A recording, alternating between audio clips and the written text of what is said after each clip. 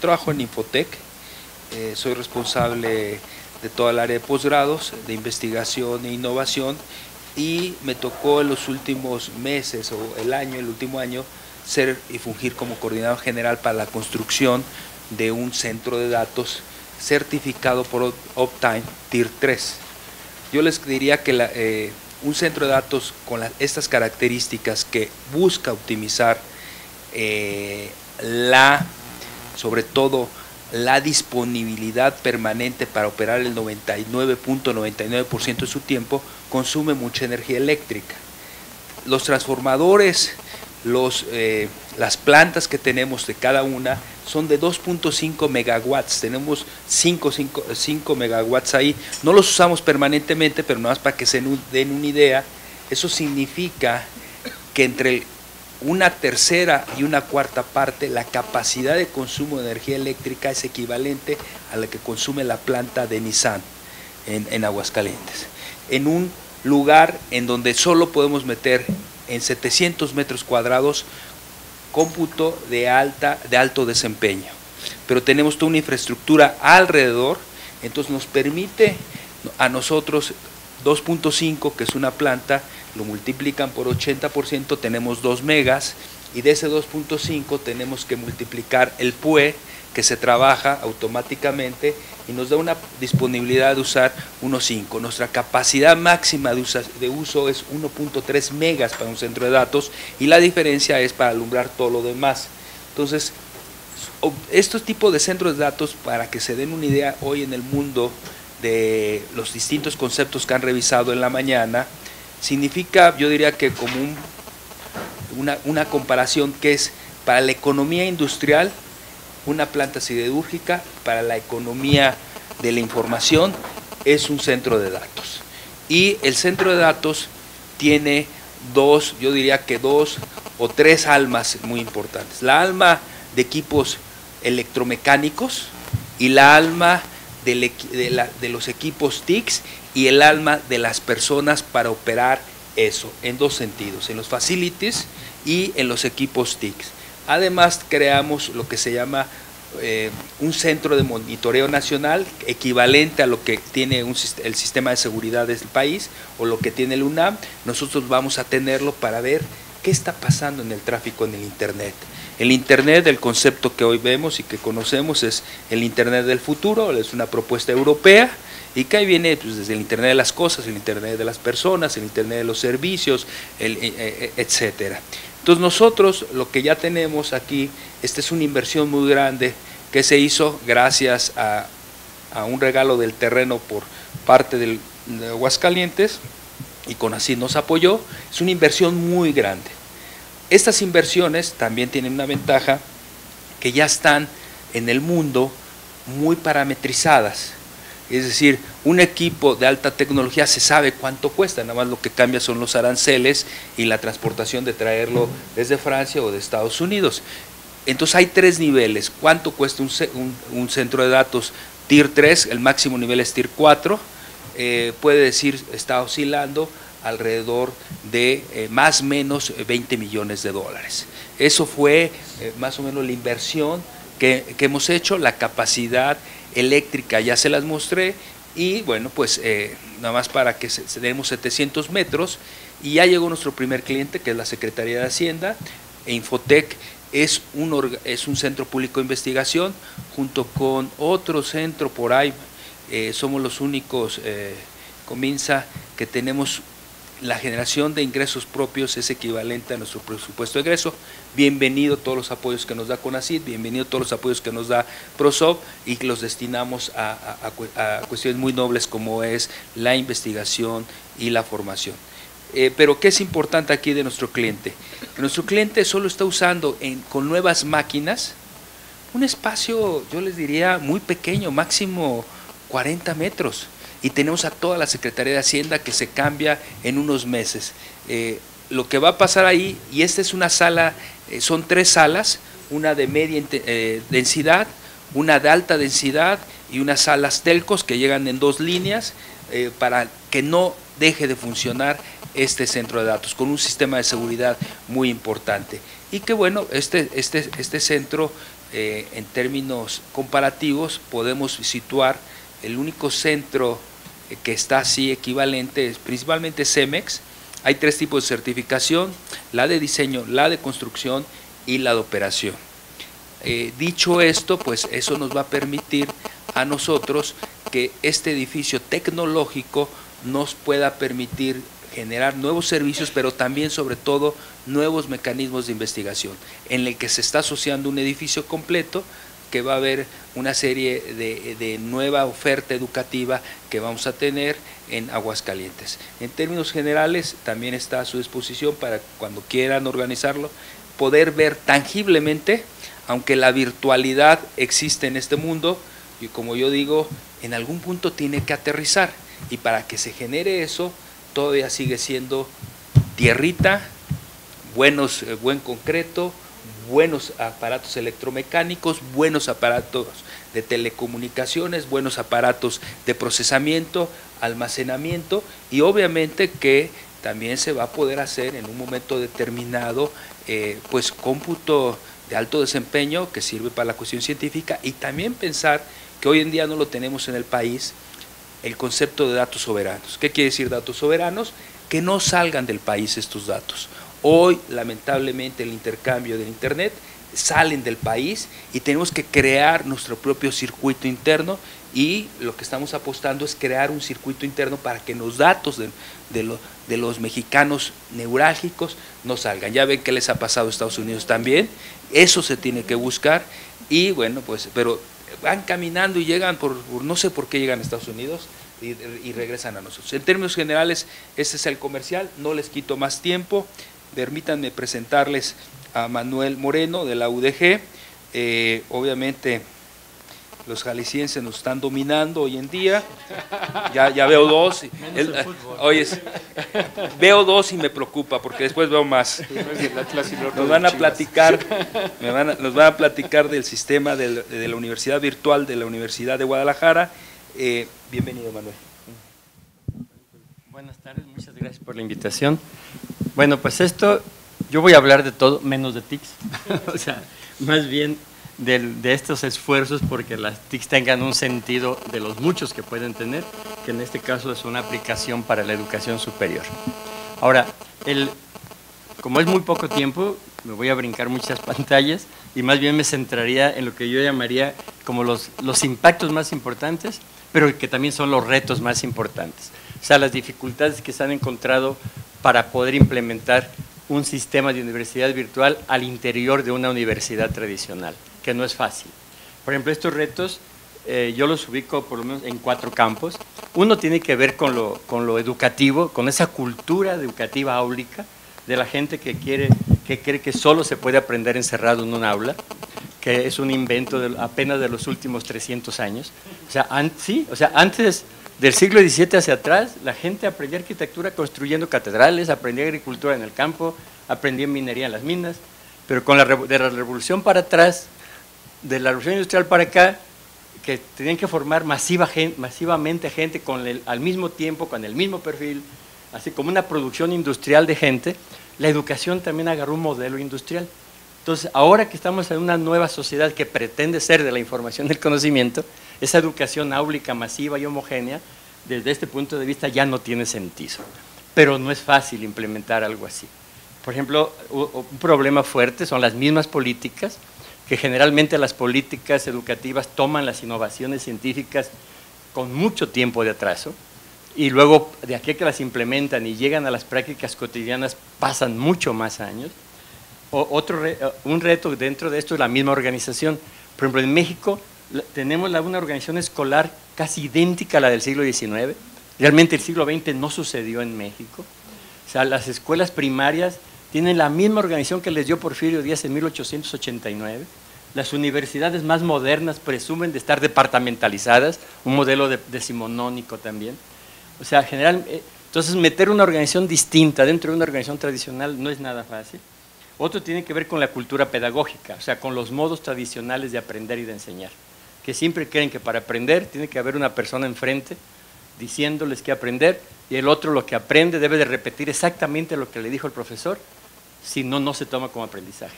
Cuando es cuando realmente no hay aprendizaje. O sea, el aprendizaje real es cuando el estudiante crea algo distinto, algo diferente a la información que está recibiendo del docente. Por eso, a mí siempre me interesa que quede claro esto. Por ejemplo, no confundir educación con academia. O sea, la educación es mucho más que las escuelas. Simplemente ahorita tenemos como 90 millones de mexicanos fuera de las escuelas y 30 millones encerrados en las aulas. O sea, los otros millones estuvieron en un momento de sus vidas, en un espacio de sus vidas, y otros nunca estuvieron. Yo por eso opino que, sé que nadie me hace caso, que la Secretaría de Educación debía de quitarse ese nombre. Más bien es como un departamento escolar, porque no se preocupa de la educación de los mexicanos para nada, solamente de los que durante un momento de su vida están encerrados en las aulas, ¿no? En cambio, modelo académico viene siendo esa idea educativa llevada a las aulas. O sea, ya cuando alguien lo organiza como en ese sentido. Esto parece como muy conceptual, pero es muy importante para entender todos estos casos que se están dando de cómo implementar la educación en entornos digitales al interior de las instituciones tradicionales.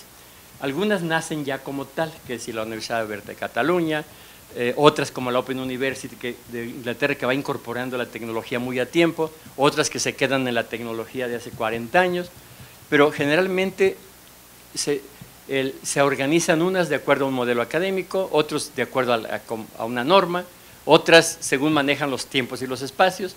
Por ejemplo, la organización escolar tradicional siempre piensa en 5 cosas: un aula, un horario, un profesor, un alumno y un programa. Y creen que programan lo académico cuando dicen en qué lugar y a qué hora se van a juntar esos profesores con esos alumnos a platicar de eso, pero no pasan de ahí. Uno de los grandes retos es superar eso, o sea, superar esa concepción espacio-temporal que en mucho condiciona los modos de aprender y de enseñar. Ahora, estos son así como diferentes elementos que a la hora de hacer un diseño para un entorno virtual de aprendizaje generalmente se toman en cuenta. Una cosa son las teorías en que se fundamentan, la gestión del currículum, que es distinto, aunque el diseño curricular y el perfil deseable sea el mismo, la manera en que se gestiona el currículum es muy distinta en un espacio áulico que en un espacio libre como el que nos da la web. ¿Sí? La gestión del conocimiento, que generalmente las instituciones llega con mucho retraso, es un conocimiento nuevo, el día que lo produce la ciencia, se publica, lo leen casi a los 5 o 6 años, lo va leyendo algún profesor universitario, lo mete en una propuesta curricular que la universidad, las más avanzadas como la UNAM, presumen de que cada 5 años renuevan el currículum, lo cual es un absurdo. O sea, el currículum debe de estar actualizándose diario, o sea, según cómo surge el conocimiento. Pero las tecnologías sí nos dan esta posibilidad. Por eso se da que los estudiantes muchas veces acceden al conocimiento mucho más rápido, de manera más eficiente que los profesores. Entonces, una de las profesiones en crisis es la docencia. O sea, la docencia tradicional ya no resiste. Ahora, bueno, estos son conceptos de aprendizaje que no está para qué repetirlo, pero hay una cosa que cambia sustancialmente, de que una concepción tradicional hablaba de transmitir y asimilar, de transmitir conocimientos. Ahora más bien hablamos de una recreación cultural y que ya no es de adultos a jóvenes, es intergeneracional. O sea, lo mismo están niños educando viejitos que viejitos. O sea, ya no se puede, con aquella definición de Durkheim del siglo XIX, de que era una transmisión de cultura de los adultos a los jóvenes. Ahora, en ese sentido, también cambia en un entorno virtual el concepto de docencia. O sea, ya no se trata de ese profesor que supuestamente sabía todo y como fuente única de saber, sino que en eso ya quedó completamente rebasado. Pero ha costado, casi no hay discurso de un rector universitario, alguien que no diga que tiene un modelo centrado en el aprendizaje. Incluso las universidades que quieren vender más, sobre todo las privadas, es de lo que presumen. Pero ya cuando entras al aula, es lo mismo. Es el mismo modelo de hace 300 años. Un profesor hablando y otros tomando nota para regresarle al profesor la misma información que dio. O sea que es una cosa totalmente inútil. Ahora, en este sentido, hace como que las nuevas tecnologías sí propician esto, ¿no? Ahora, estas son las tecnologías que actualmente se utilizan todavía en lo que llaman educación a distancia. Por ejemplo, hay instituciones todavía que no pasan lo de los materiales impresos, algunas 100% virtuales, otras con teleclases tipo la telesecundaria, y la mayoría mixturas, o sea, es una combinación de todas, que les ponen muchos nombres. El más usual es el anglicismo ese de Blended Learning. Ahora, estas son las maneras que se han utilizado para insertar estos entornos en las instituciones tradicionales. Unos, como el caso de la UNAM, que tiene una coordinación de educación a distancia, el caso del Politécnico también, o sea, hacen una dependencia al interior de la institución. Otros, más bien, introducen cursos. Por ejemplo, en Jalisco tenemos el caso del ITESO, aquí en México también está la Ibero, el Poli también lo está haciendo, la UNAM también en algunos campos. O sea, que no se crea una dependencia, simplemente los estudiantes toman unos cursos presenciales y otros en línea. Otros que ofrecen la misma carrera en distinta modalidad, como ha hecho el TEC de Monterrey. La misma carrera, tú decides una maestría, si hacerla presencial o hacerla a distancia, y la otra simplemente ponerla como fortalecimiento del modo convencional. O sea, que el mismo profesor que tiene su curso áulico también lo tiene en línea. Para mí, cuando se puede, es como lo mejor, ¿no? Es tener como una doble instancia de aprendizaje. En el caso de la Universidad de Guadalajara, hemos probado todos los modelos. No sé si para bien o para mal, a mí me ha tocado estar en todos estos modelos trabajando. Primero se hizo una división al interior que se dedicaba solo a la educación abierta a distancia, con sus propias estructuras, su propio sistema de inscripción. Pero luego en el 95, que entra otro rector, creyó que esto no estaba bien y que lo debía hacer cada centro universitario. Y así se probó en el 95, se aprobó hasta el 4 y no avanzó nada. O sea, este es un indicador muy interesante.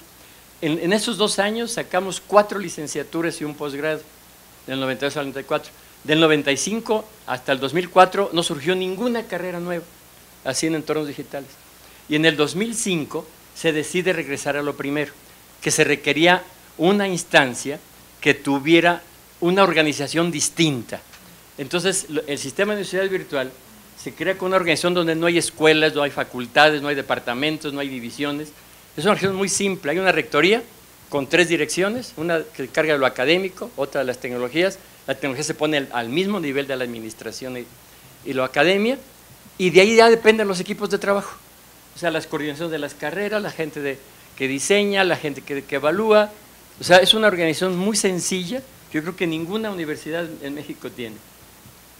Y ya con esta además, otra cosa a la que le hemos apostado es a la diversidad. Por ejemplo, el sistema de universidad virtual trabaja 100% en entornos digitales. Y ahorita tenemos cerca de 4.500 estudiantes, 100% virtuales, en 9 licenciaturas, 5 posgrados y educación continua. Pero lo interesante es que en los centros universitarios se dan todo tipo de modalidades. Desde, uno le llaman que presencial enriquecido en América y en el norte, otros le llaman semiescolarizado, otros semiabierto, pero para mí es una parte rica de nuestra universidad, la gran diversidad. Y ahorita de los 230,000, porque es una universidad monstruosa, después de la UNAM y el Poli es la que tiene más gente, de los 232,000 estudiantes, ahorita hay 19,000 más los nuestros, o sea, como 25,000 estudiantes estudiando en modalidades no escolarizadas con todas estas diversidades. Me faltan 5 minutos, esta es la organización. Ahora, esto sí quiero insistir porque tiene que ver con el tema. Algo que hicimos, y tiene que ver mucho con lo que dice Francisco, hasta hace un año, nosotros desarrollamos un proyecto que sigue funcionando en la Universidad de Guadalajara que llamamos Casas Universitarias, porque una cosa es que haya cobertura total y otra cosa es que haya acceso y que la gente pueda ir. Entonces, este proyecto son instalaciones de acceso a Internet, sistemas de videoconferencia, materiales educativos y lugares para que la gente se reúna a aprender. La Universidad de Guadalajara tiene 63 de estos sitios en las partes marginales de la ciudad, en las zonas indígenas, que el año pasado, en los 2 últimos años del gobierno estatal anterior, lo unimos con el INEA, con Cedesol, con Salud, con la red de bibliotecas, y formamos una red que le llamamos Centros Comunitarios en Línea, que éramos cerca de 400 sitios que compartíamos los espacios. ¿Sí? Desafortunadamente, en los últimos 11 meses, como entró gente nueva al gobierno estatal, ya no hemos podido salir en contacto, pero estamos haciendo la lucha de reconstruir esto. Pero en la Universidad de Guadalajara seguimos manejando este proyecto de casas universitarias, pero ya desligado de salud, de bibliotecas, que a mí me da mucha tristeza eso, Y es una cosa en la que estamos luchando, porque esto ya le da sentido. Una cosa es que en Jalisco, si me equivoco, aquí Francisco que sabe más de eso me corrige, hay proveedores privados, como en todas partes. Está lo de México, que es una señal satelital malísima, ¿sí? Y está lo de WiMAX, que fue una radiobases con señales radioeléctricas, que aquí sí trabajamos muy bien con el Instituto Jalisciense de Tecnologías de la Información y con Canietti, que nos ayudó a conectar todos estos sitios, que tuvieran buen acceso a Internet. ¿Sí? Yo creo que es un buen ejemplo ahí de lo que llaman la triple hélice, porque ahí estaban desde los empresarios del cómputo, gente de HP, de todos ellos, estaba la universidad y estaba la Secretaría de Gobierno y de Planeación del Gobierno del Estado. O sea, todos los altos niveles estaban impulsando un proyecto de inclusión digital. ¿Sí? Bueno, esto ya no hay tiempo, nada más quiero decirle que también otro aspecto importante es que no nos limitamos a la docencia.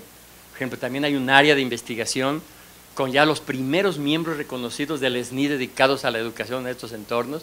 Tenemos ya una revista de apertura también reconocida por CONACYT que se investiga lo de este campo y lo de extensión, educación continua. O sea, es otra cosa muy importante, o sea, que una universidad virtual, porque esto luego hay instituciones que esto lo degradan, lo desprestigian, porque cualquier gente que tiene una computadora y arma 2, 3 cursitos, ya le llaman universidad.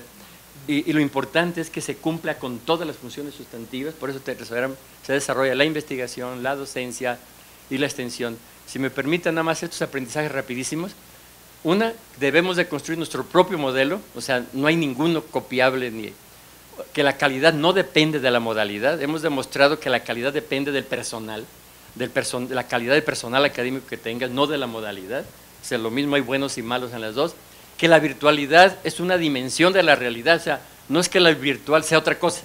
La virtualidad siempre ha existido. Y para mí la mejor exposición de virtualidad es la que hace Platón en el libro ese de la caverna, ¿sí? De hace 2500 años. O sea, ya esa es la virtualidad, no las tecnologías. Y es parte siempre se ha aprendido en la virtualidad. Combinar la autogestión con la colaboración, o sea, ni solos, pero tampoco dependientes. Las prioridades se reflejan en la gestión institucional y en las políticas, en eso coincido con Francisco. O sea, en la Universidad de Guadalajara la gran diferencia para impulsar esto es quién ha sido el rector, y para trabajarlo en el Estado ha consistido en quién ha sido el gobernador del Estado, ¿no? Y en esto no tiene que ver con los partidos. Yo nunca creo que unos partidos sean mejores que otros. Lo importante es la gente que logra estar ahí, ¿no? Lo más apropiado, la diversidad, o sea, no aportarle a una sola cosa. Y esto que también es importante, las tecnologías propician la innovación, pero no la determinan. Las determinantes siguen siendo del poder, siguen siendo económicas, ¿sí? No cuestiones tecnológicas. Y lo difícil no es tanto superar las distancias geográficas y temporales, eso es fácil superarla con las tecnologías, sino las económicas, culturales y educativas. Y esto tiene que ver más con nuestro ser que con la tecnología. Muchas gracias.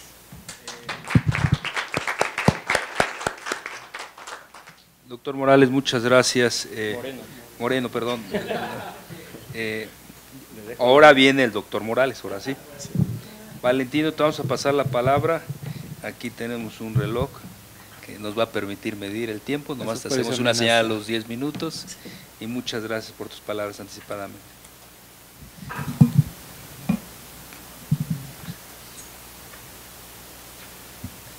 Sí, bueno, buenas tardes. En primer lugar, gracias a los organizadores del evento por la invitación. En este caso, si bien el título se llama La influencia del gobierno electrónico en el desarrollo de la economía digital, me concentraré sobre todo en la explicación de lo que es el gobierno electrónico. ¿Cómo se llama? La introducción que yo tuve a esta temática derivó en buena medida a mi participación como evaluador del premio al gobierno y gestión pública, gestión municipal, donde participamos como Infotec, otorgando un reconocimiento especial a municipios que se han destacado por la implementación de tecnología de la información en cuestiones de gestión municipal. Por lo tanto, para poder ir estableciendo elementos para la evaluación de dichos proyectos o programas ya implementados, fue necesario hacer una revisión de la literatura para de esa forma ir tratando de establecer por qué razón íbamos a darle el reconocimiento a un municipio y a otro no. La tecnología de la información y la comunicación ha tenido un profundo impacto en la sociedad, cuestión que interesa en este workshop, aunque bueno, se llama economía digital, pero considero que nuestro tema central es la tecnología de la información y la comunicación. En el caso que interesa a esta presentación sería la parte de economía y gobierno. Cuando hablamos de gobierno electrónico, encontramos que la mayor parte de la literatura se encuentra en idioma inglés, salvo algunas publicaciones de investigadores mexicanos, sobre todo del CIDE, la Universidad Autónoma del Estado de México, la Universidad de las Américas Puebla, y algo que hemos hecho nosotros desde el Infotec. Y a nivel de divulgación o revista profesional también estaba la revista de política digital, que había sido publicada hasta el año pasado por parte de Nexos, pero bueno, desde el punto de vista digo que es profesional y de divulgación porque básicamente presentaba productos por parte de consultoras o empresas dedicadas al desarrollo de sistemas para la gestión pública. El gobierno digital es una extensión de la llamada revolución tecnológica, ya que implica la introducción de las tecnologías de la información y la comunicación en el gobierno y la gestión pública. Ya no estamos hablando de la administración privada, sino nos estamos concentrando sobre todo en la administración pública, y conlleva la adopción de diversos conceptos como son transparencia, que no sería privativa desde solamente decir, bueno, yo como gobierno doy a conocer los datos o la información que estoy generando, sino también la corresponsabilidad que tiene el ciudadano.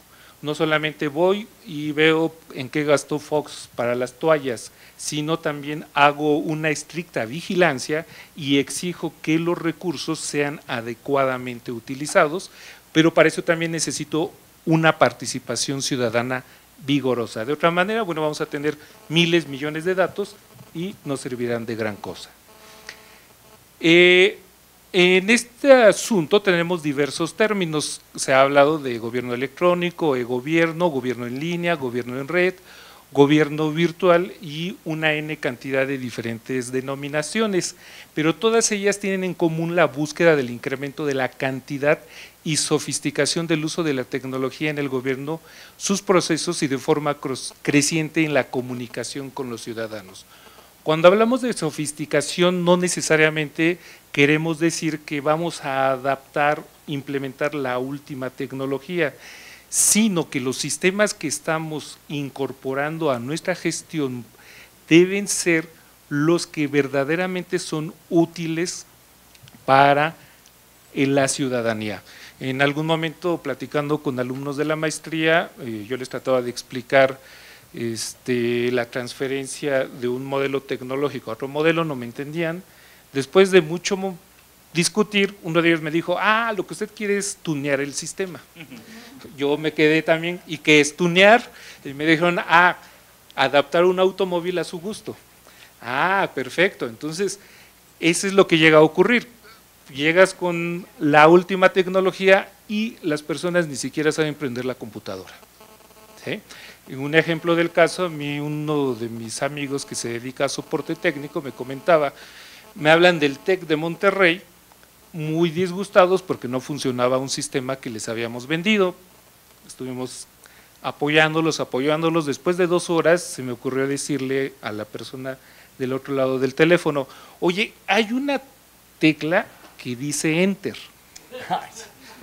Y dice, sí, ya lo ubiqué, dale clic, ya funcionó. Entonces, por eso incluso se introducen estos elementos del analfabetismo digital. Las personas no están preparadas para usar este tipo de tecnología. Llegas a la administración pública, le quieres imponer este tipo de tecnología a un funcionario que está acostumbrado, habituado a un tipo de tecnología muy determinada, obviamente va a ser complejo para él, aunque nosotros suponemos que está hecho a su medida y es muy usable, ¿sí? Entonces, Por esa razón, no estamos entendiendo sofisticación porque sea la última tecnología, sino porque en verdad responde a los requerimientos que tenemos en ese momento.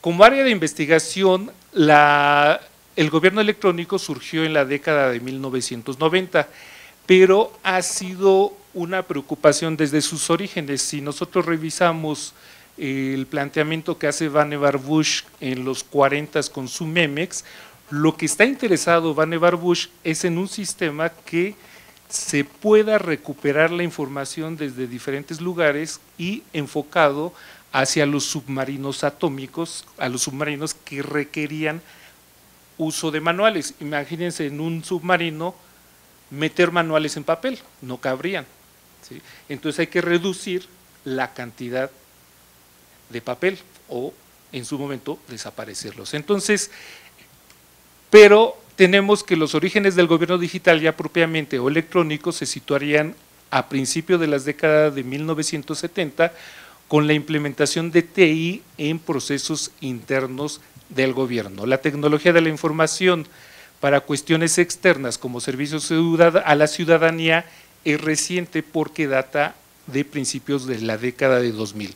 En un primer momento la preocupación es sistematizar la información al interior del gobierno y después ahora sí, ya la tenemos preparada y entonces la podemos ofrecer como servicios a la ciudadanía. No como luego llega a ocurrir en otros países, parece que en México nunca, que primero se crean los grandes sistemas pero están huecos y es un gran cascarón porque no tiene la información sistematizada, ¿sí? Y en Estados Unidos, desde 1993 ya existía, y sobre todo con los resultados de la National Performance Review, y de forma particular Al Gore es uno de los grandes impulsores de esa iniciativa en Estados Unidos. Ahí hay un esquema que, bueno, no se alcanza a ver muy bien, pero ahí tratamos de ir estableciendo cuál ha sido la evolución del gobierno digital o del gobierno electrónico. Y tenemos en 1955 procesamiento por lotes, información, 1970 desarrollo de las bases de datos, 1980 procesamiento de diálogo, 1985 comunicación en la oficina, correo electrónico, que para nosotros ya es sumamente habitual en este momento, pero recordemos en los 80s, 90s que era así como que, ay, me puedo comunicar con una persona que está al otro lado del mundo con un correo electrónico. Ya en 1998 ya se consolida la información de correo electrónico, comunicación interna y externa, la transasibilidad y la transacción segura, integración y optimización de proceso para llegar hasta la participación. Posiblemente todavía en muchos lugares no se ha llegado hasta ese nivel, pero sí en el caso del premio que les había comentado hemos encontrado programas que van muy adelantados para tratar de lograr esa comunicación con el ciudadano, y no solo me refiero con lo fácil, Facebook y Twitter. Eso es para chismear y poner mis fotografías, sino me refiero a que verdaderamente el funcionario está atento y en comunicación constante con la ciudadanía para responder a sus necesidades y, como se mencionaba hace un momento, ayudar a la innovación social. De acuerdo a la OCDE, el gobierno electrónico debe tener los siguientes propósitos: disponer de servicios en Internet en línea y otras actividades basadas en ese recurso como e-consulta. El mejor ejemplo, y fue un intento que me parece que ya no se llevó muy a cabo, es el Tramitanet. No sé si recuerdan que supuestamente ahí teníamos un catálogo de servicios e incluso los requisitos. Ahora lo único que queda son los requisitos, pero ya no podemos hacer el trámite en línea, pero lo deseable es que el trámite sea en línea. Hay estados de la República o municipios que sí lo llevan a cabo, como Querétaro, el de Mérida, que sí uno puede conseguir varios servicios de manera digital y no necesita ir a sentarse 2 horas frente al funcionario a ver cuándo lo atiende. También llevar todas las actividades del gobierno al medio digital como una alternativa. No quiere decir esto que va a dejar de haber esa relación cara a cara, pero en la medida de lo posible esos servicios en los cuales no es necesaria la interacción ciudadano, funcionario público, tratar de minimizarlos al máximo. También transformar la administración pública mediante el uso de TIC o para describir una nueva forma de gobierno construido con base en ellas, perdón, o más que una forma de gobierno nueva, una alternativa al ya existente, donde incluso si tú tienes una queja con tu diputado, tu representante, le mandas un correo electrónico, le haces seguimiento y lo vas acosando hasta que te haga caso. Principales tendencias, tenemos dos. Por un lado, gobierno, se refiere a lo que ocurre dentro de las organizaciones gubernamentales, concentrándonos en las siguientes actividades: superestructura, decisiones, normas, implementación, producción, disponibilidad de servicios digitales, flujo de trabajo digital, votación digital y productividad digital, pero solo nos referimos al interior. Pero también requerimos lo que ahora se llama como gobernanza, que incluye a todo el sistema involucrado anteriormente, pero en el que implica también la relación con la ciudadanía, teniendo el siguiente esquema presente: la esfera pública, la esfera social y la esfera administrativa, porque el gobierno no solamente son procesos, el gobierno no solamente me va a atender como grupo de interés, ¿sí? También debemos ver toda la forma en la cual la ciudadanía se vuelve madura y tiene una verdadera participación cotidiana respecto a la toma de decisiones que hacen sus funcionarios. Entonces, si bien el elemento gobierno es importante, en este caso resulta de forma particularmente básica el elemento gobernanza. Vamos bien, 2 minutos. Sí. Y bueno, los modelos de gobierno digital estarían basados en los siguientes elementos. Presentación, se refiere a la simple exposición de la información, lo que ya tenemos en este momento. Hay muchos datos, pero bueno, ¿y qué hago con esos datos? Nada más me quedo impresionado.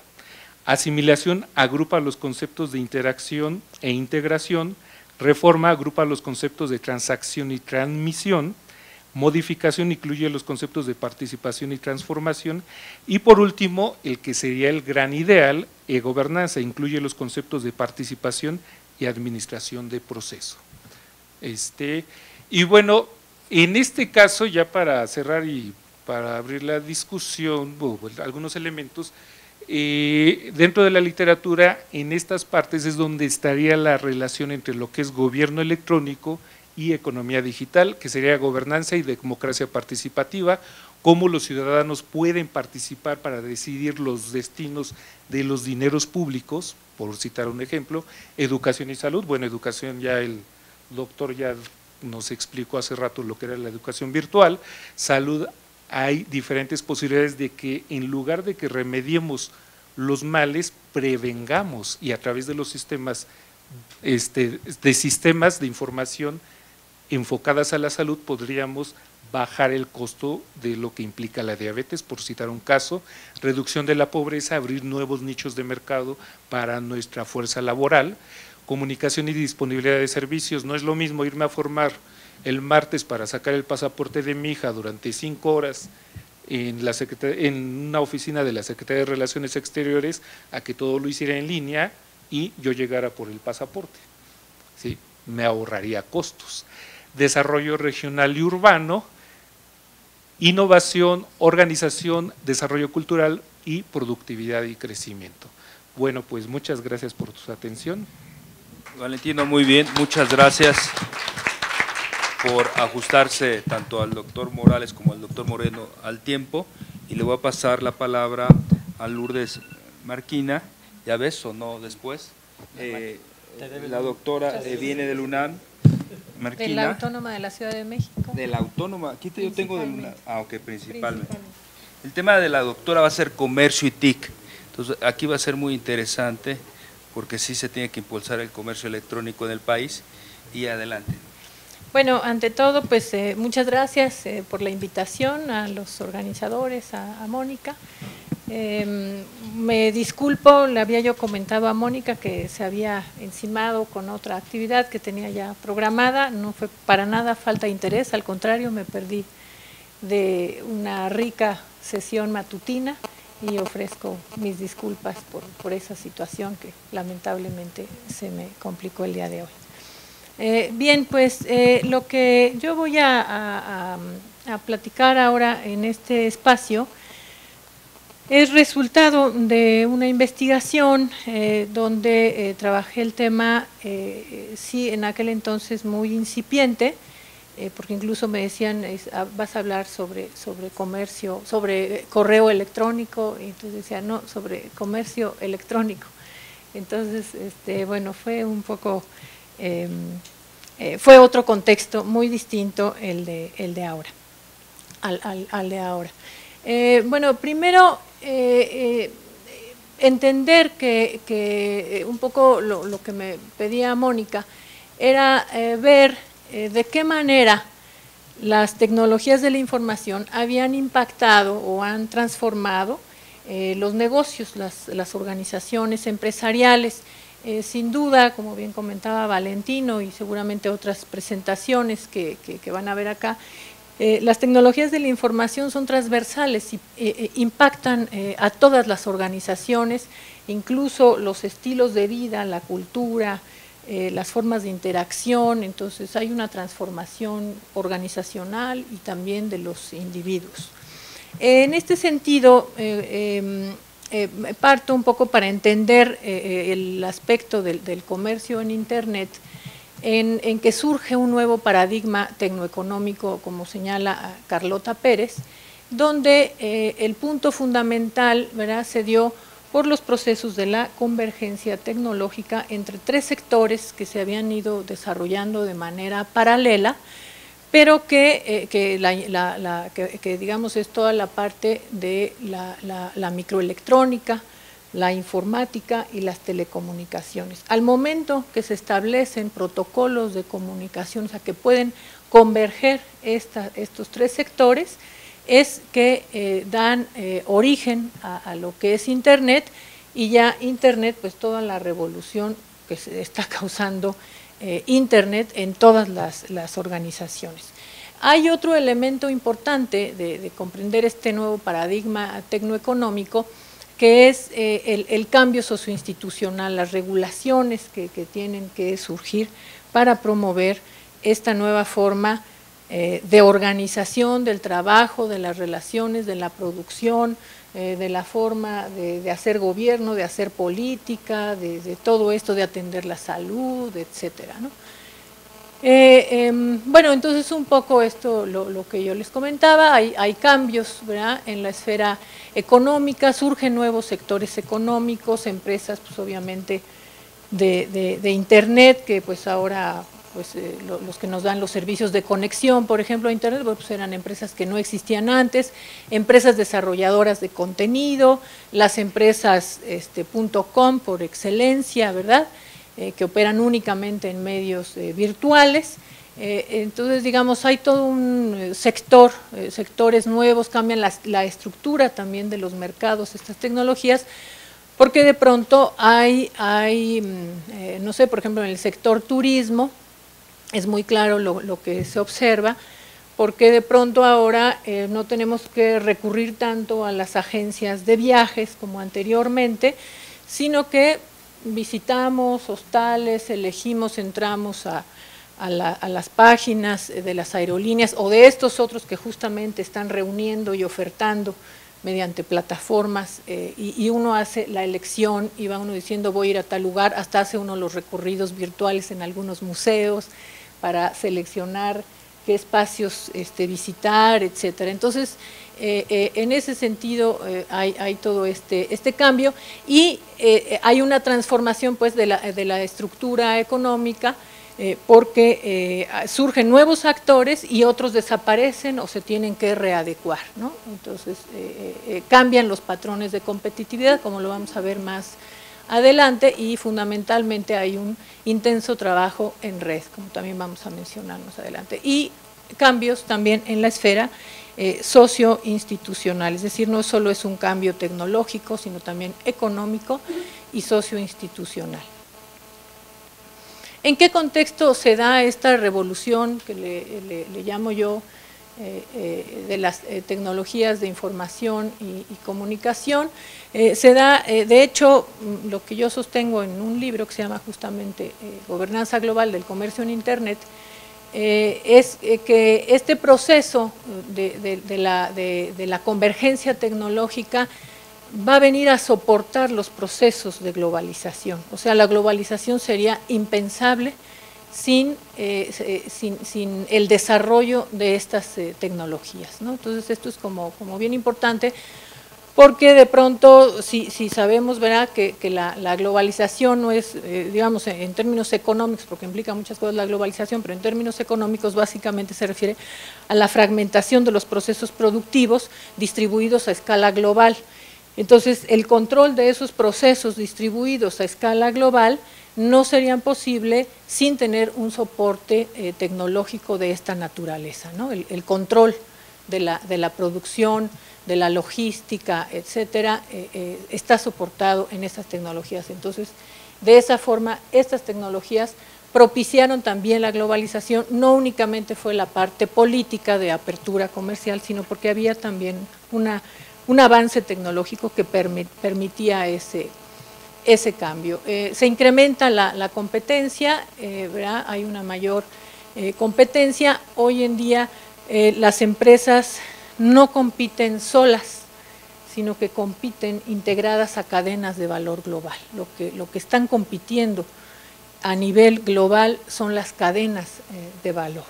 Entonces, integrar la cadena y quién dirige la cadena y cómo se le saca mayor valor a la cadena y dónde se ubican esos eslabones, porque finalmente siguen teniendo una base territorial, pues es ahí lo que nos va a dar referencia de dónde se genera mayor valor. Y por otra parte, bueno, que estas tecnologías vinieron a facilitar las operaciones comerciales. En la década de los 80, 70, desde antes en la Unión Europea existían ya los primeros pasos de comercio electrónico, pero no soportados por Internet, porque Internet todavía no se desarrollaba como tal en los 70, y se le conocía como el EDI, era el intercambio de datos, de información, fundamentalmente. Esto también ayudó mucho a los procesos de integración económica de la entonces Comunidad Económica Europea, ¿no? Cómo integrar las operaciones a nivel regional de los mercados, soportados también por estas tecnologías. Bueno, entonces a eso se refirió. Cuando se liberaliza, que le llamo yo, se liberaliza Internet, digamos, a las fuerzas del mercado, deja de estar controlado por las instituciones de los Estados Unidos. Al Gore hace este llamado a desarrollar la infraestructura, la autopista de la información, esta autopista global. Se genera Internet como un sistema global justamente de información y bueno, pues, no es otra cosa más que estos conjuntos de medios electrónicos para comunicarse, distribuir información y realizar diversas actividades comerciales, ahora que hablamos del comercio electrónico. ¿Qué entendemos hoy en día en este caso ya como comercio electrónico? El procesamiento, transmisión de datos digitales, incluyendo texto, voz, sonido, imágenes, todo lo que pueda ser digitalizado y que se pueda intercambiar. Y también los efectos en las instituciones, en las organizaciones, ¿no? Esto que comentábamos repercute a individuos y organizaciones. Incluye actividades diversas, como intercambio de bienes y servicios, suministro online de contenidos digitales, transferencia electrónica de fondos, que hoy en día es súper común, los servicios de banca electrónica. Bueno, pues todos como usuarios hacemos cada vez más, recurrimos a estos otros canales, ¿no? Que no desaparecen los tradicionales físicos, pero se utilizan otros canales, ¿no? Servicios postventa es también parte del comercio electrónico, la promoción y publicidad de productos y servicios, campañas de imagen, facilitación de los contactos entre clientes y proveedores. Esto es bien importante. Lo vemos, por ejemplo, cuando uno compra un boleto de avión, si volvemos a entrar varias veces, cada vez nos va subiendo más el precio del boleto, entonces es terrible, porque más bien lo que tenemos que hacer es casi como que comprarlo luego, porque va a ser el precio más económico, porque justamente se están desarrollando estos sistemas de gestión de clientes, de tráfico, y entonces eso, con esos indicadores, hace que suba, o sea, se ve la necesidad, la compañía, y entonces sube el precio, ¿no? Entonces es terrible esto que está ocurriendo a través de estas aplicaciones de cómputo avanzado. Seguimiento e investigación de mercados, tiene que ver con esto, subastas electrónicas y compartir información entre los negocios. Digamos, son estas diversas actividades. Aquí, bueno, lo que comentábamos, que el comercio electrónico ha venido a transformar sobre todo hablando como tal de plataformas de comercio electrónico, porque una cosa es que utilicemos el correo, que hagamos uso de otras tecnologías de información, de comunicación más antiguas, por así decirlo, pero ya las plataformas de comercio electrónico implica, ¿verdad?, un cambio en la organización de los negocios. Las empresas, cuando deciden estar en Internet, tienen que saber por qué, para qué, o sea, hacer una estrategia, diseñar una estrategia y ser congruentes con parte de esa planeación estratégica que hace la empresa, de por qué quiere estar, qué va a hacer, cuánto le va a costar, un poco lo que se decía en la mañana, esa tasa de retorno al invertir en la adquisición de estas plataformas, y qué beneficios le va a traer con ello. Entonces es muy importante no nada más decir, ay, pues sí voy a estar ahí, sí, pero vas a estar ahí, vas a tener presencia en Internet y no vas a estar, si hacen alguna consulta, no vas a dar respuesta, entonces el hecho de que estés ahí pues va a ser nada más de carácter promocional, o sea, que te conozcan, que estás, que existes, pero no hay esa interacción con el cliente. Entonces yo creo que eso es bien importante, esta parte de la gestión. Las cadenas de valor global, les comentaba yo hace un rato, me quedan 2 minutos, pero básicamente aquí lo que es importante es pensar justamente que en esta fase de la globalización, lo que es importante, y sobre todo países como México, donde el 98% de nuestras empresas son microempresas y un gran porcentaje de la población ocupada trabaja en estas pequeñas empresas, lo que se busca es que estas empresas se puedan integrar a las cadenas de valor y a través de ahí internacionalizarse. De otra forma, es muy difícil que una pequeña empresa se pueda internacional y pueda competir con los grandes. Eso es el mundo de las transnacionales, que si bien hay acá en México, pero son contadas, ¿verdad? Entonces, más bien, el reto también de política pública va en ese sentido. Y hay, que implica que en estas cadenas de valor global, que también se utiliza el término de gobernanza, es quien dirige la cadena, la gobernanza en términos de quienes participan, pero quién dirige la cadena, qué porcentajes de valor se le dan a los eslabones que integran la cadena, y bueno, para esto tiene que haber sistemas de información interempresariales, de producción, de almacenamiento, de procesación, de procesamiento, de distribución de la información, ¿no? Obviamente, mientras más, porque estamos hablando justo, este es modelo en red, ¿no?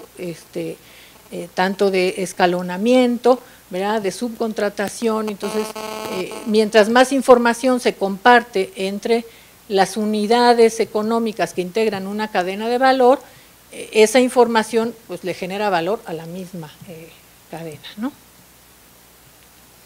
Los beneficios, gestión de implementar plataformas de comercio electrónico en las empresas, gestión de la documentación, mejoramiento en la logística, ese es fundamental, mejora la imagen y el servicio a clientes, y aspectos organizativos como automatización, por ejemplo. Hay una diversidad de modalidades de comercio electrónico, business to business, business to consumer, consumer to consumer y business to government, ¿no? Son ya bien conocidos, yo creo, por todos los aquí presentes en este sentido. Sobre todo el B2B es el que se refiere más justamente a las cadenas de valor global y que ahí es donde hay que enfatizar más, creo yo, los esfuerzos, y también en business to government, porque esto que se hablaba en la mañana con la Zapata de presidencia, sin duda la generación, claro, hablan que de la ciudadanía, no sé qué, pero la ciudadanía está en otro boleto sacando el taco del día, el grueso de nuestros ciudadanos, pero más bien la generación de esos datos en gran medida está correcto sin duda alguna, es para proporcionar información a las propias empresas, ¿no? O sea, lo que van a redituar a las empresas la generación de estos Big Data, ¿no? En cuanto a los modelos de negocio en Internet, bueno, de acuerdo al sitio, al tipo de sitio, ¿verdad? Porque digamos, uno es, o sea, es el diseño de la plataforma, el sitio y lo que se puede hacer y para qué se quiere hacer, ¿no? Entonces, respecto a los sitios, pueden ser de carácter informativo, nada más, promocional, tener ahí presencia, lo que comentábamos hace un rato. Puede ser transaccional, tiene que intervenir una institución financiera bancaria necesariamente para poder hacer la transacción. Y los operacionales, donde estamos hablando ya de un trabajo de empresa-red, de cadenas de valor, y es muy importante ahí la interoperabilidad y la portabilidad de los datos. Sobre los, no sé si tenga todavía Ya nos comimos 3 minutos más, pero okay, si te gusta terminar, no hay problema. Bien, bueno, aquí exponía yo los modelos de negocio en Internet, hay una serie de formas, de plataformas que se diseñan, en fin, con distintos propósitos por parte de las empresas. Tal vez quisiera yo resaltar una de ellas, las plataformas de colaboración, que tienen que ver en gran medida en estas justamente espacios virtuales. Mucho de ellos se está dando en la nube, ahí hay que tener también mucho cuidado porque también el gobierno y las incluso instituciones educativas están migrando a la nube y estamos poniendo en datos de particulares la información del Estado. Entonces creo que ahí tenemos que tener mucho cuidado y estas ya son más bien como las reflexiones y recomendaciones en materia de política pública que tiene que ver con esta contratación de servicios en la nube que yo insisto, hay que dotar de capacidades comerciales a las empresas y a los gobiernos, como los municipales, como el mismo gobierno federal, las instituciones públicas, de cuando se hace esta migración que llegan las empresas a ofrecer estos servicios de cloud computing, tener mucho cuidado porque se generan todavía más estas dependencias tecnológicas y un uso, quién sabe qué tipo, que pueda afectar nuestra soberanía justamente. Pues sería todo. Muchas gracias, doctora. Marquina, le paso la palabra. Amado, no sé si gustas pasarte a este lado, yo me cambio. Bueno, pues muchas gracias otra vez al comité organizador y por la oportunidad de estar aquí con ustedes. Me ha parecido un diálogo muy enriquecedor el que se ha estado dando y pues felicidades a todos por el nivel de profundidad y seriedad con el que se han tocado los temas. Yo pues quisiera regresarme un poco más a la parte de economía digital como tal, entendiéndola desde la perspectiva del clásico de Don Topscott, cuando hace casi 20 años, ¿no?, nos decía que en una inteligencia interconectada pues iban a haber ya una serie de nuevos paradigmas de cómo manejar pues toda nuestra sociedad. Entonces, como economía digital, sí habría que diferenciar un poco de las, digamos, las vertientes concretas como es, gracias, el comercio digital, en donde pues ya es una aplicación más específica. Aquí como que lo que quisiera abordar es la e-salud, que es el tema que a mí me atañe o que me ha sido designado, tiene que ver más con toda esta combinación de infraestructura, nuevos paradigmas de cómo la sociedad enfrenta sus necesidades o resuelve sus necesidades a través de la integración transversal que decía Lourdes de las tecnologías, y cómo es que finalmente vamos teniendo un resultado concreto, ¿no? Entendiendo por economía digital un nuevo modelo de economía, no solo la automatización de los procesos o la sistematización de los mismos, sino realmente como que entramos a una nueva fase. Bueno, entonces voy a permitirme iniciar y decir que, bueno, el sistema de salud clásico mide su nivel de productividad a través de una serie de indicadores, como es los índices de mortalidad y morbilidad, así como la medición de algunos de los factores de riesgo que hoy en día, pues tal vez el que ustedes más han escuchado ha sido la transición tanto demográfica como social, en donde este país pasó en menos de 50 años de tener una población 70% rural a tenerla 70% urbana, y entonces por supuesto que todo el componente de salud-enfermedad cambió de ser enfermedades infectocontagiosas a ser las enfermedades crónico-degenerativas que conocemos hoy en día, y que, como decía Manuel, pues esta era digital pues está tratando de ver cómo aborda, ¿no? Por otra parte, bueno, la respuesta del sistema de salud típicamente es, pues si es la morbilidad del problema, lo que estamos midiendo, bueno, pues hay que atacarla a base de dar más consultas, hacer más cirugías, atender más partos, qué sé yo, sin tomar en cuenta que lo que realmente estamos enfrentando, pues es un nuevo patrón epidemiológico. Entonces, ante ese patrón epidemiológico, evidentemente, la infraestructura del sistema de salud pues ya es insuficiente, totalmente rebasada y ya no responde a la realidad, ¿no? Entonces, retomando esta parte de la economía o del enfoque económico de la salud, comentarles que, bueno, pues como todo servicio que se presta a nuestra sociedad, pues el sistema de salud está regido por la ley de la oferta y la demanda, y entonces, pues efectivamente, donde hay más demanda y hay más recursos, pues hay una mejor oferta de servicios, y si no, pues sucede lo contrario.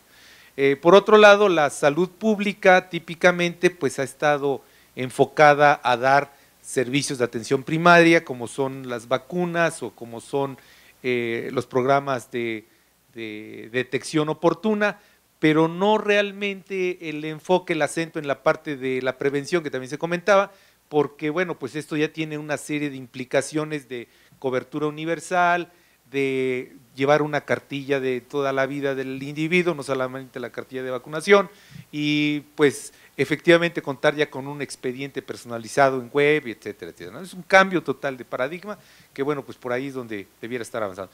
Por otro lado, pues también la parte de los principios que rigen a nuestro sector salud, pues hoy en día, repito, están basados en una serie de indicadores de productividad que no necesariamente responden a lo que nuestra sociedad está viviendo.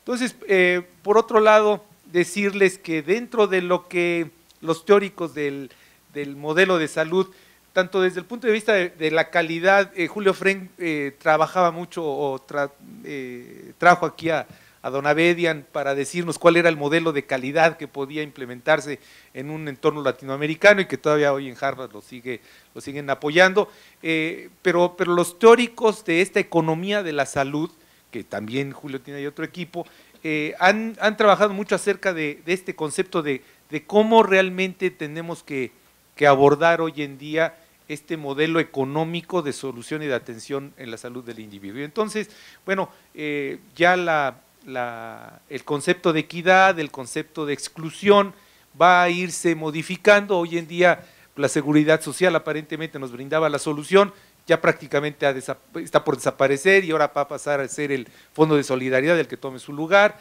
y después muy probablemente va a ser un modelo de lo que hoy en día la OMS llama el modelo de salud global. Hace un momento Lourdes nos comentaba de esta parte de internacionalización. La verdad es que ya las barreras para el sistema de salud están prácticamente desaparecidas y la movilidad de los individuos exige que haya un estándar pues ya global, ¿no?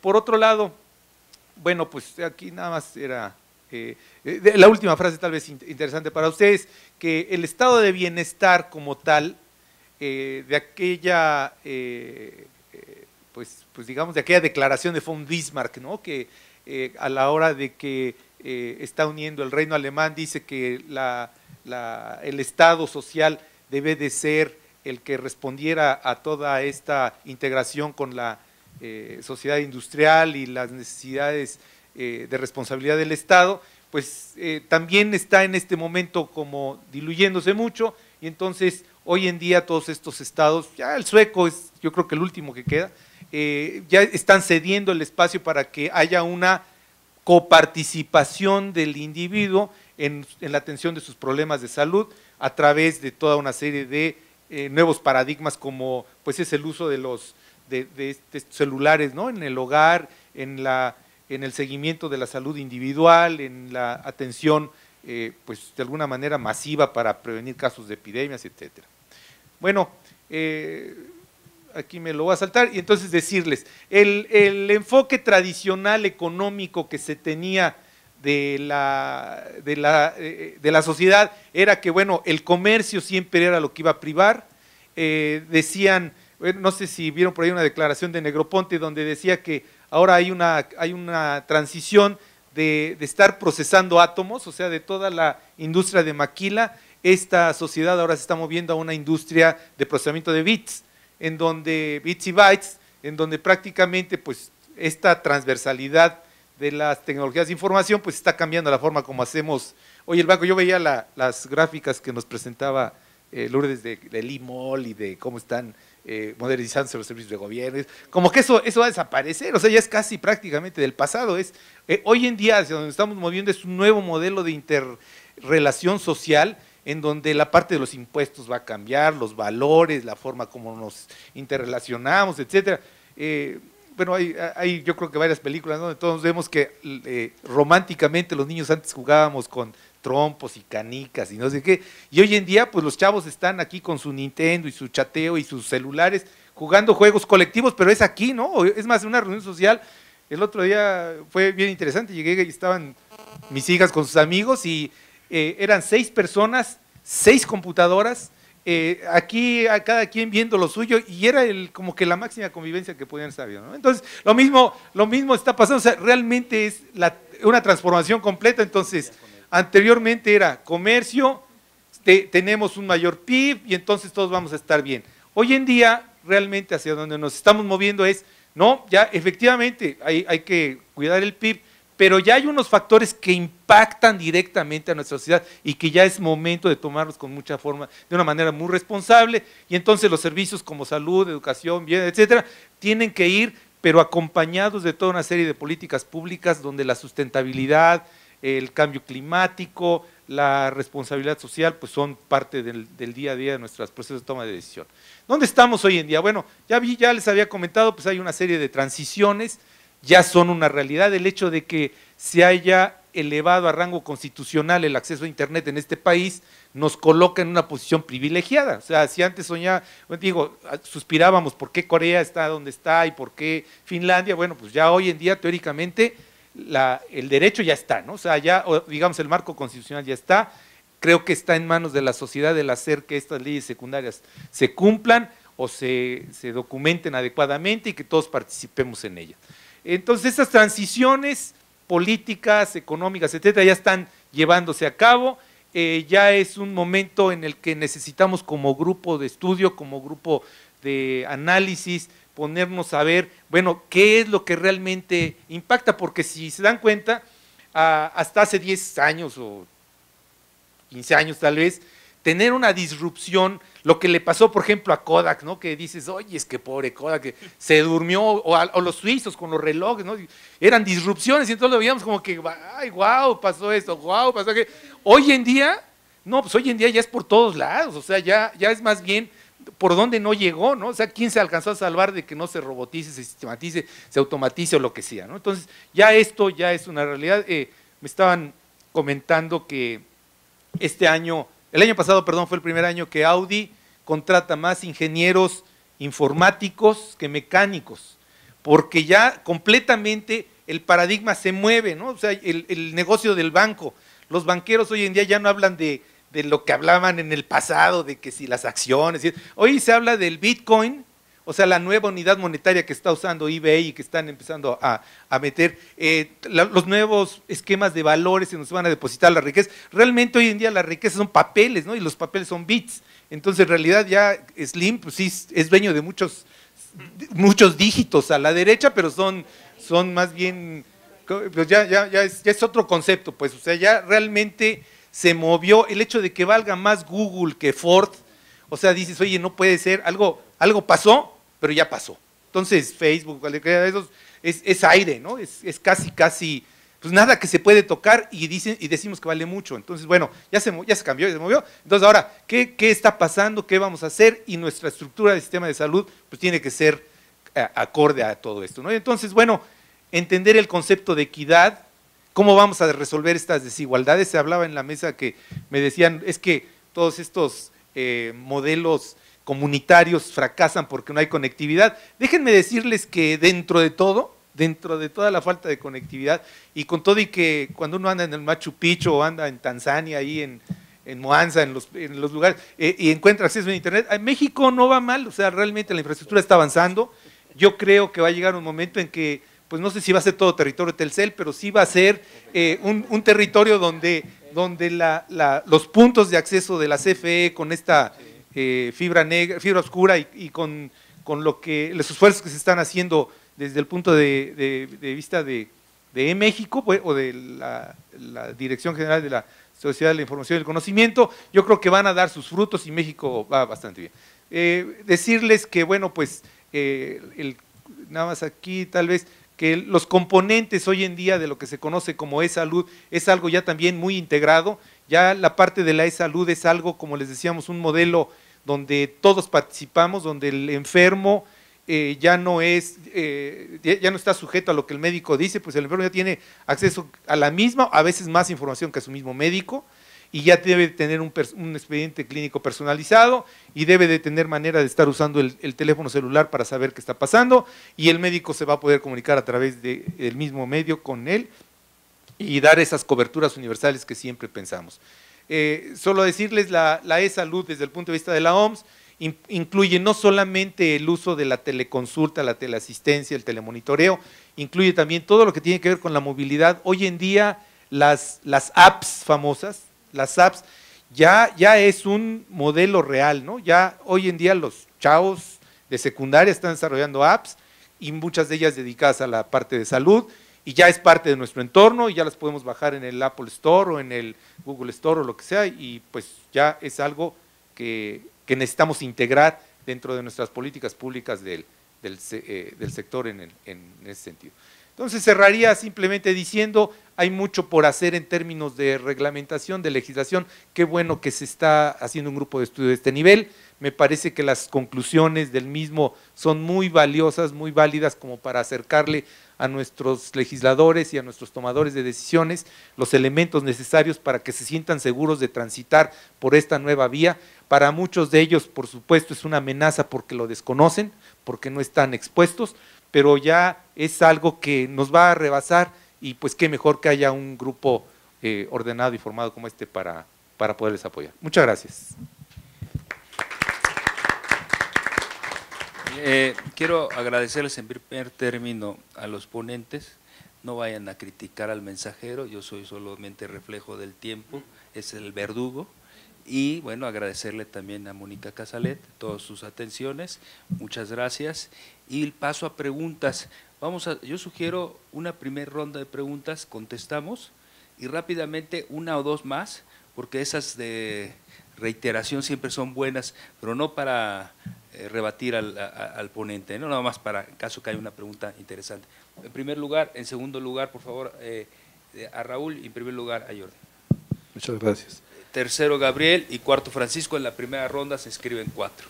Bueno, yo quisiera preguntarles algo a todos, pero voy a respetar el tiempo. Voy a hacer un par de preguntas a solo 2 de ustedes. A Manuel Moreno. Hay una tendencia que aparece en todos los sistemas de educación virtual institucionales, que yo le llamo el imperialismo tecnológico, que consiste en que los tecnólogos de las TIC imponen modelos a los que hacen educación. Entonces yo te quería preguntar cómo en sus inicios o en la gestación de la universidad virtual, cómo pudieron superar eso, si es que lo han superado. Esa es una pregunta. Y la otra es, ¿qué opinión tienes de la universidad a distancia del gobierno mexicano, la recién revitalizada, digamos, que tiene como meta tener cerca de 300,000 alumnos a final del sexenio? Una opinión tuya, cómo lo ves, etcétera. Y a Valentino, yo en alguna ocasión, hace unos años, hice algunos estudios sobre gobierno digital.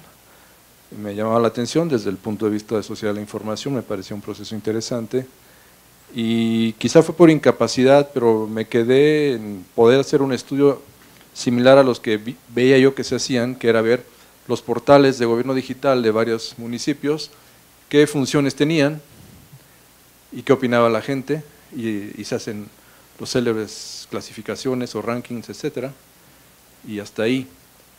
De participación ciudadana y todo eso que mencionaste, 0. ¿Hay algo nuevo? Que supongo que sí, quisiera saber qué es lo que hay. Sí, bueno, primero las preguntas. Perdón. Nomás anoten para que igual puedan combinar respuesta a 2. Sí, más rápido. Sí. Gracias. Me parece que las 4 presentaciones, a mí me llamó más bien, de las 4, la presentación es un tema que tiene que ver, desde mi perspectiva, con los aspectos que tienen con la transformación de la práctica en los sectores en los cuales las tecnologías de la educación, el comercio, la salud y el gobierno impactan sobre los usuarios. ¿Sí? Nuevamente, digamos, ¿qué han indagado, qué conocen al respecto? ¿No? Digamos, si voy un poco más allá en la intervención, perdón por el tiempo, si pensamos en términos del sector salud, del sector educativo, está planteado, por ejemplo, en términos de las famosas estructuras organizacionales de Mintzberg como burocracias profesionales. Bueno, son burocracias profesionales que hay que volver a profesionalizar y me parece particularmente relevante en el caso de la educación. ¿Por qué? Porque pues uno tiene que educar a nativos digitales. Continuamos de este lado, por favor. Valentino, si le gusta empezar. Sí, gracias. Un comentario para Lourdes.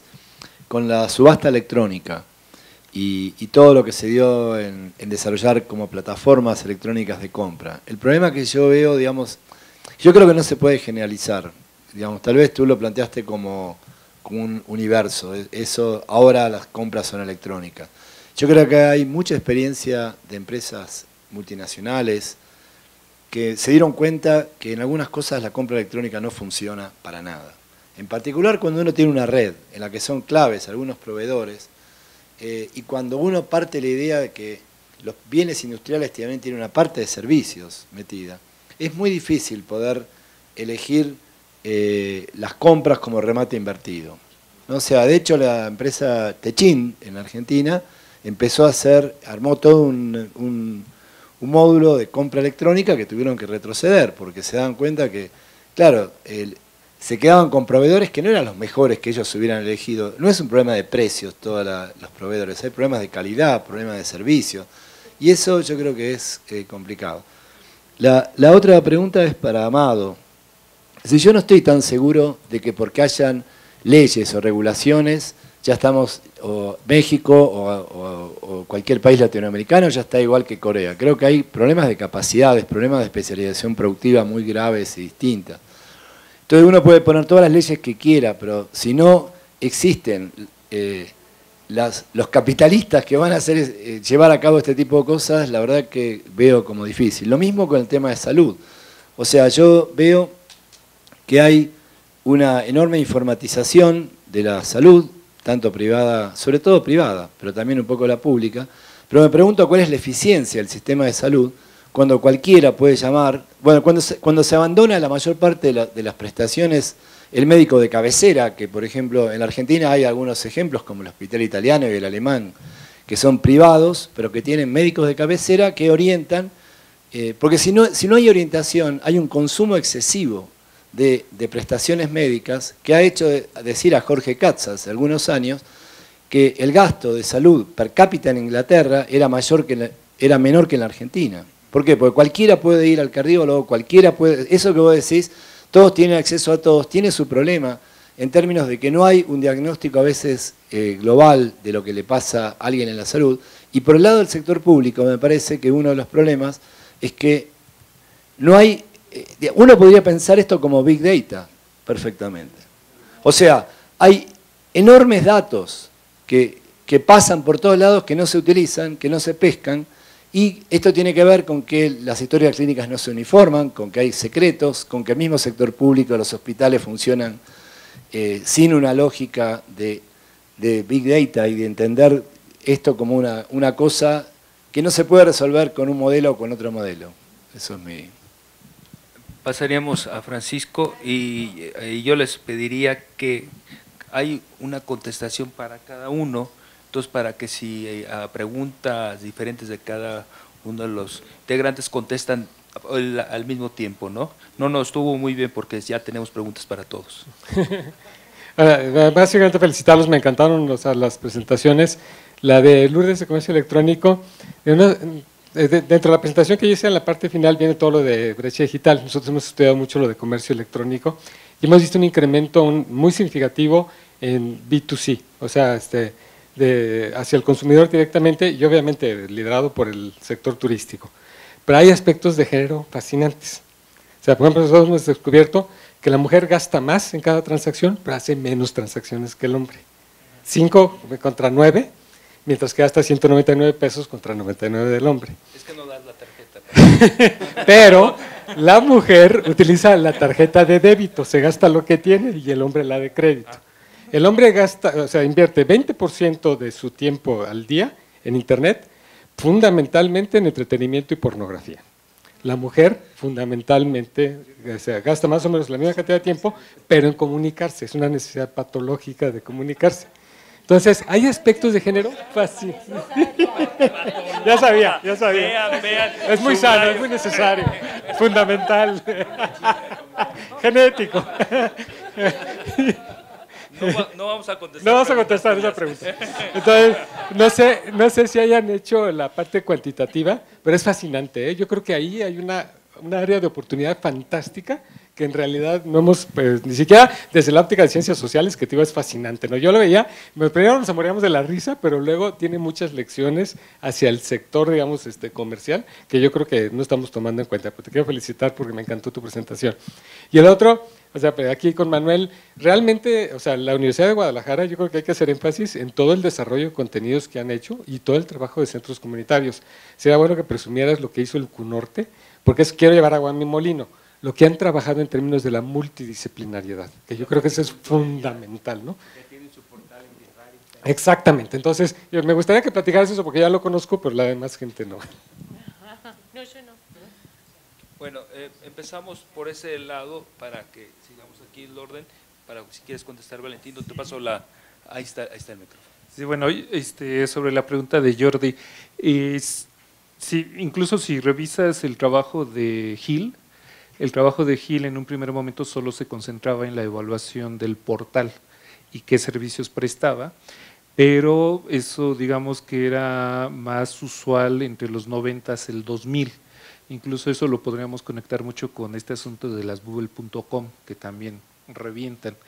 Y posteriormente ya ha habido como un replanteamiento porque ese enfoque se veía como que más de tipo tecnológico. Yo llego al portal, veo qué prestaciones tiene, un poco el equipo que desarrolló el portal y hasta allí se acabó. Ya los recientes enfoques, aunque desafortunadamente no han sido tocados de manera muy abundante en México, ya se han ido canalizando hacia el establecimiento de sistemas integrales, donde por un lado tienes la parte tecnológica que no deja de ser importante, pero atendiendo a los rezagos evidentes que tiene cada gobierno y cada sociedad, pero también debes mirar la parte organizacional. Tienes las estructuras organizacionales necesarias para soportar estos nuevos sistemas, cómo debes ir haciendo esos ajustes, y en último lugar, que es un poco relacionado con lo que preguntaba no me acuerdo, Rubén, también debes tomar en cuenta al ciudadano, ¿sí? O sea, al final de cuentas, sí, perdón, no, es que ahí dice amado y no es, no era amado. Entonces debes atender a todos esos vértices, pero sí ya, incluso lo que mencionaba sobre estos modelos, hay un trabajo muy interesante de un autor que se apellida Lee, si quieres después te paso la referencia, donde él hace un análisis de 12 modelos que vienen de investigadores y de empresas consultoras que se dedican al desarrollo de gobierno electrónico, gobierno digital, y ahí sí puedes ver cómo se ve ya de manera más integral, no solamente el portal, porque al final de cuentas, pues el portal no es por desmerecerlo, pero solamente es una parte de todo un gran sistema que debe ir acompañando al gobierno electrónico. Pero sí, ya como que ha habido muchos planteamientos y nuevas discusiones sobre el asunto. Perdón, ahora sí, Rubén, en el caso que preguntaba sobre el caso sobre los usuarios, los ciudadanos, para nosotros ha sido satisfactorio encontrar que, bueno, hay muchos programas muy interesantes en México, en varios estados de la República, donde se enfoca al ciudadano en primer lugar y se trata de responder a sus necesidades y requerimientos. Pero no voy a mencionar cuáles estados fueron, porque aquí quemaría muchas cosas, pero por citar un caso, el año pasado cuando evaluábamos 2 municipios, uno de ellos había gastado 5 millones de pesos, el otro 19 millones de pesos, para supuestamente digitalizar sus trámites. El que había gastado 5 millones de pesos tenía el 98% de sus trámites digitalizados y tú como ciudadano podías ya hacer el trámite sin salir de tu casa. El otro, lo único a lo que llegó fue medio hacer la digitalización del catastral y se gastó 19 millones de pesos. Entonces ahí nosotros obviamente premiábamos porque veíamos que en términos de costo-beneficio había un abismo y nos preguntábamos, bueno, pues el moche estuvo a ver, denso, ¿no? Eso es una hipótesis. Le paso la palabra a Manuel Moreno. Sí, así rápido porque son muchas preguntas. Primero, criticar hacia afuera porque es más fácil. Para mí que la Universidad Nacional Abierta, no es nacional, la UNAM peleó para que no se llamara nacional y nada más se llama Universidad Abierta y a Distancia de México. Para mí, que cuando uno lee, a mí me tocó leer el documento original, teóricamente está muy bien planteado, pero cometieron algo que los expertos en educación a distancia llaman uno de los 7 pecados capitales, que es las prisas políticas. O sea, lo lanzaron antes de tener personal, antes de tener contenidos, antes de tener infraestructura tecnológica, no tenían más de que un papel y así lo lanzaron, ¿sí? Tuirán, que es ahora subsecretario de Educación Media Superior. Yo creo que ese fue el principal error. Entonces, de repente tenían inscritos 73,000 estudiantes y luego parece que luego bajaron a 30,000, o sea, una deserción como más de 40,000. Ahorita tiene una segunda gestión, ha tenido 2 rectores, Manuel Quintero y está Francisco Cervantes. Ahora están en un proceso como de reconstrucción. Yo la verdad tengo fe en que ojalá logren reconstruirlo, aunque una de las cosas que pasan en estos modelos, a las universidades tradicionales tenemos ya nuestros cuerpos académicos y nuestros campos de investigación y conocimiento, como la UNAM, nosotros, todos, o sea, hay áreas de salud y todos los campos del conocimiento. Esta universidad no los tiene, o sea, no tiene su personal académico propio. Eso es una ventaja porque no tienes que andar peleando con los profes de tiempo completo que no quieren trabajar, pero tiene la desventaja de que no tienes personal académico y se basa en lo que producen los cuerpos académicos de los institutos tecnológicos de las escuelas politécnicas y la Universidad Politécnica. O sea, ahí está su debilidad, aunque ahorita están queriendo también trabajar con las universidades. Por ejemplo, con nosotros en la UDG ya está trabajando esta universidad y le estamos ayudando a rehacer el diseño de los cursos. Sí, el año pasado les ayudamos con un buen paquete, también la UNAM les está ayudando. Yo creo que eso de que están centrándose en las universidades les va a ayudar mucho, pero de arranque muy mal arranque tuvo, ojalá se componga. Y ya en relación con lo nuestro, sí, como dice Francisco, yo les decía en mi presentación, algo lo que le hemos apostado hasta ahorita, ojalá que no haya políticas que, en contrario, es a la diversidad. O sea, cada entidad académica tiene un modelo distinto de usar las tecnologías. Por ejemplo, en el caso del CUNORTE, que está en esa parte de Jalisco que aparece una manita, que está metida entre Durango, Nayarit, Zacatecas, es una zona indígena, sobre todo de huicholes, que hablan la lengua birrárica. Y ahí se han distinguido precisamente por eso, por usar las tecnologías para atender a la gente que vive dispersa en las montañas, van unos días al centro universitario y los demás se atienden a través de centros de autoacceso de sus comunidades. Es un proyecto interesante. Ahora, en relación con la pregunta de esto de los dispar, yo a veces, así como profe que soy, hago como una metáfora. Yo a veces veo a la universidad así como si fuera una carroza de esas antiguas que traen 3 caballos, ¿no? Un caballo es la tecnología, que siempre va encarrerado. Otro caballo es la administración, que siempre va como tortuga, ¿sí? Y los académicos, que de repente unos se aceleran y otros se... O sea, entonces el problema para dirigir una institución de esas es manejar así como 3 caballos con velocidades diferentes, ¿no? Y sí se cometió el error que dice. La universidad empezó con todos estos avances en los 80. El primer gran error de ese tipo fue que alguien que decía que sabía de tecnologías compró toda una serie de sistemas de videoconferencia, ¿sí? Como hicieron muchas universidades, no solo la UDG, armaron sus redes de videoconferencia, por ejemplo, en el caso de nosotros, por todo Jalisco, y ahí se entelarañaron, nadie las usó. Porque, ¿para qué quieres un sistema de comunicación si no tienes un currículum compartido? O sea, es como alguien, ahorita estaba viendo esa serie en la tele, no sé si la han visto, esa de Downton Abbey, ¿sí? Cuando les llega el primer teléfono y lo levantan, dice, bueno, no me dicen, no, pues tengo el teléfono, pero no tenían con quién hablar. O sea, vean esa serie, está muy bonito porque es cuando entran las nuevas tecnologías a principios del siglo XX. Bueno, me salí un poco del tema, pero algo así sucedió. Se ha desperdiciado muchísimo dinero en tecnología que se compra y que además de la subutilización provoca otro problema. A veces hablamos de la brecha entre los que tienen o no tecnologías, o sea, las investigaciones esas tipo INEGI, ahorita que lo están criticando todos. Pero una brecha que causan es entre los que tienen la tecnología, pero de diferente. O sea, de repente compras una tecnología o un software muy avanzado, pero el equipo que tiene la gente no. Entonces ves personas que tienen desde un teléfono de última generación y quienes todavía traen celulares de los 90. Entonces esas brechas, o sea, y nosotros en el sistema de universidad virtual lo que hemos logrado es sí tener capacidad de compra.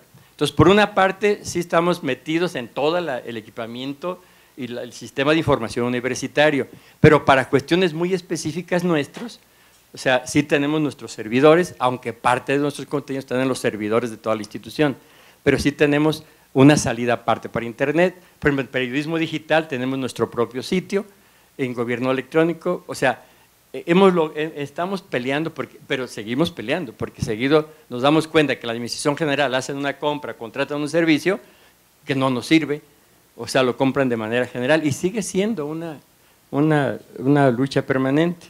Ahora, en relación con lo otro, una de las cosas que han sido claves también en los centros comunitarios es el promotor de estas casas universitarias, de estos centros comunitarios digitales, es la persona. Nosotros tenemos, por ejemplo, en Tizapán, Alvear de la Laguna de Chapala, tenemos una casa universitaria con una muchacha que se llama Lucy, una promotora muy buena, pero tiene todas las instalaciones, todo el equipamiento. En cambio, hay otra promotora que se llama Oda, que siempre le falla el internet, o sea, porque tiene internet satelital, a veces ni las líneas telefónicas, pero es tan entusiasta con la comunidad que busca dónde imprimir los materiales, jala a la gente. O sea, aunque la tecnología falla, si la gente no falla, los proyectos siguen adelante. Pero si se junta todo, pues mejor.